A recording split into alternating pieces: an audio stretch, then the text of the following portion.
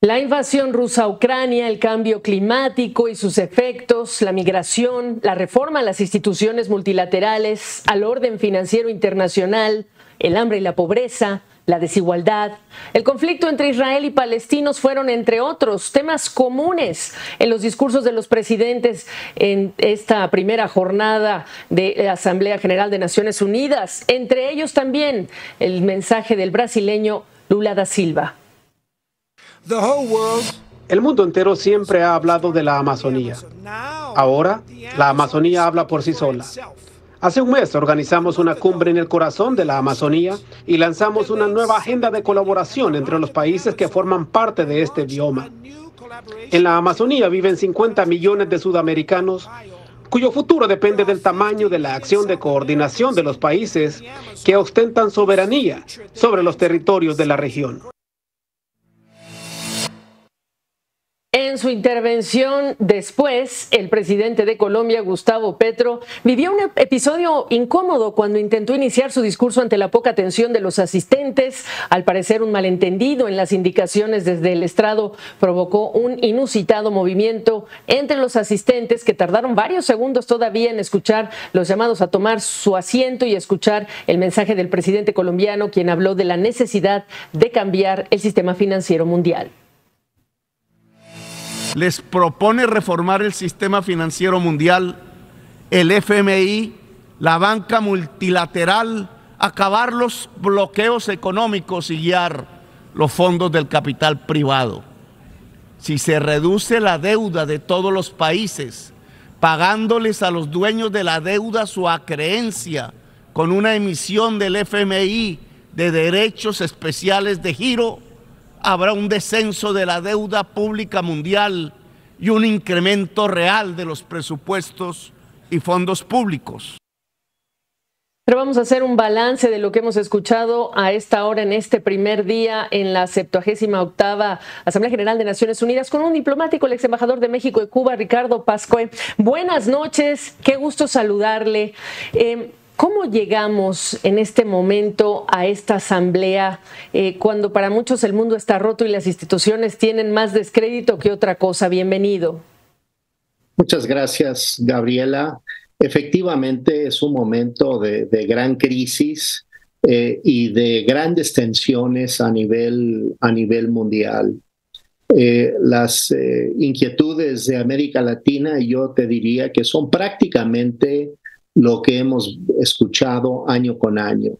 La sensación de que el sistema económico mundial no favorece a los países del llamado sur, que hay una gran desigualdad en el reparto de la riqueza mundial, de que los países del norte tienden a impulsar políticas, por ejemplo, sobre medio ambiente, que exigen que apliquen los países del sur, pero que no necesariamente aplican ellos, y que hay entonces una sensación de división permanente. Pero hoy yo diría que hay un elemento adicional que no había existido anteriormente, y es la división este-oeste de nueva cuenta, es decir, por el efecto de la guerra ilegal de Rusia contra Ucrania, es un nuevo factor divisivo en el mundo y también en América Latina. Lo hemos visto, lo vimos en la política de Lula de acercamiento hacia Rusia, hacia China.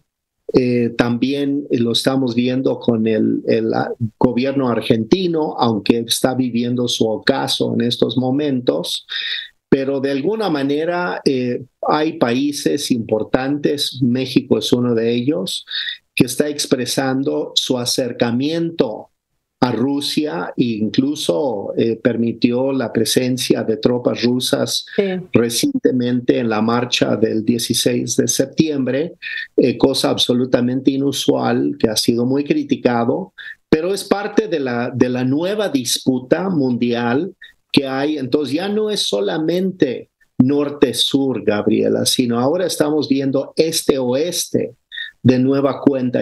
Este es un nuevo elemento que está enrareciendo aún más los conflictos mundiales y los conflictos entre América Latina y América del Norte, o lo que podríamos denominar el norte, Europa, Estados Unidos, etcétera. Entonces, hay estos factores que están jugando. Sí, ahora, pareciera por el mensaje reiterado, no solamente en esta asamblea, sino la de años pasados recientes, pues que hay consensos en ciertas cosas, en términos del papel de Naciones Unidas, en términos del papel de las organizaciones multilaterales, en términos del tema de la deuda, reformar instituciones como la propia Naciones Unidas.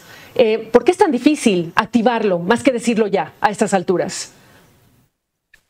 Bueno, no hay consenso en reformar Naciones Unidas. A lo que se están refiriendo quienes plantean esto, básicamente están hablando de la necesidad de reestructurar el Consejo de Seguridad. Así es. Y hacer que el Consejo de Seguridad ya no sea, digamos, el trono de potestad de las grandes potencias que emergieron en el mundo después de la Segunda Guerra Mundial. Estados Unidos, Gran Bretaña, Francia, Rusia, China, quienes poseen la capacidad de veto en ese organismo, independientemente de los otros países que de manera rotativa toman asiento en el Consejo de Seguridad. Hay países como Brasil, por ejemplo, que ha planteado que quiere tomar un lugar permanente. La India también ha planteado esta situación, y Sudáfrica. Entonces tienes a un país asiático, africano y latinoamericano que por lo pronto están planteando que creen merecer ser miembros permanentes del Consejo de Seguridad. Así entienden la reforma de Naciones Unidas. Yo me pregunto, sin embargo, si eso realmente sería una reforma eficaz, de tener simplemente más países con capacidad de veto. Quizás eso simplemente generaría una situación de vetos permanentes y no se resolvería nunca, porque la queja hacia el Consejo de Seguridad es que no resuelve los grandes problemas. Yo creo que hay que pensar más bien en hacer una reestructuración de las propias facultades de las Naciones Unidas, del secretario general, de sus órganos de gobierno de Naciones Unidas, para tener la capacidad incluso de poder tomar decisiones más decisivas en torno a algunos de los grandes conflictos. Por poner un ejemplo, ¿por qué Naciones Unidas no ha sido capaz de poner un freno a la invasión rusa en Ucrania? ¿Y por qué no tiene, digamos, la fuerza moral, política e incluso militar de poder imponerse en este caso? Entonces, yo digo que una de las preguntas que nos tenemos que hacer y los países tienen que pensar es en darle en realidad más dientes al organismo como tal, no al Consejo de Seguridad, sino al organismo. Naciones Unidas como tal. Pues es una primera reflexión, esperemos contar con su presencia en los próximos días. Se acerca el discurso de México el sábado, así que le agradezco por lo pronto esta noche su tiempo. Ex embajador de México en Cuba, Ricardo Pasco, buenas noches.